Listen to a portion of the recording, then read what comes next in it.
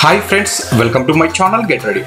Power star Pawan కళ్యాణ్కి check పెట్టడానికి ప్రభాస్ను రంగంలోకి దింపుతున్నారట. ఇప్పుడు ఈ న్యూస్ టాలీవుడ్ వర్గాలలో చక్కర్లు కొడుతుందండి. అసలు విషయం ఏమిటంటే, గత ఎన్నికలలో పవన్ కళ్యాణ్ని చాలా బాగా వ్యూహాత్మకంగా వాడుకుంది బీజేపీ. ఆంధ్రప్రదేశ్లో టీడీపీ అధికారంలోకి రావడానికి పవన్ కళ్యాణ్ తన వంతుగా సహాయం చేశాడు అన్న విషయం అందరికీ తెలిసిందే.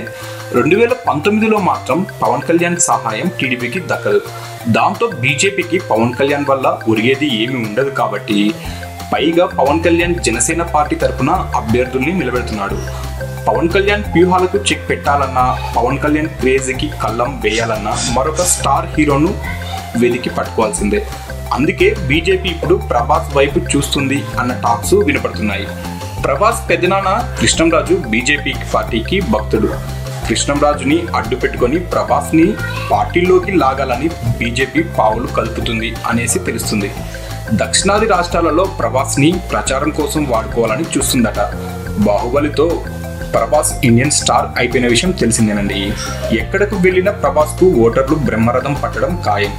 పవన్ కళ్యాణ్లా ప్రభాస్ స్పీచ్లు దంచకపోయినా కనీసం ప్రభాస్ను చూడ్డానికైనా తమ సభలకు జనం వస్తారని బీజేపీ భావిస్తుంది.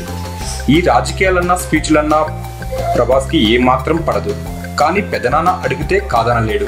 మరి ప్రభాస్ ఎలాంటి నిర్ణయం తీసుకుంటాడో వేచి చూడాలి. మీకు ఈ వీడియో నచ్చితే లైక్ చేయండి, షేర్ చేయండి. మరిన్ని లేటెస్ట్ ఫిలిం అప్డేట్ న్యూస్ కోసం తప్పకుండా సబ్స్క్రైబ్ చేయండి. సబ్స్క్రైబ్ చేయడం మర్చిపోవద్దు.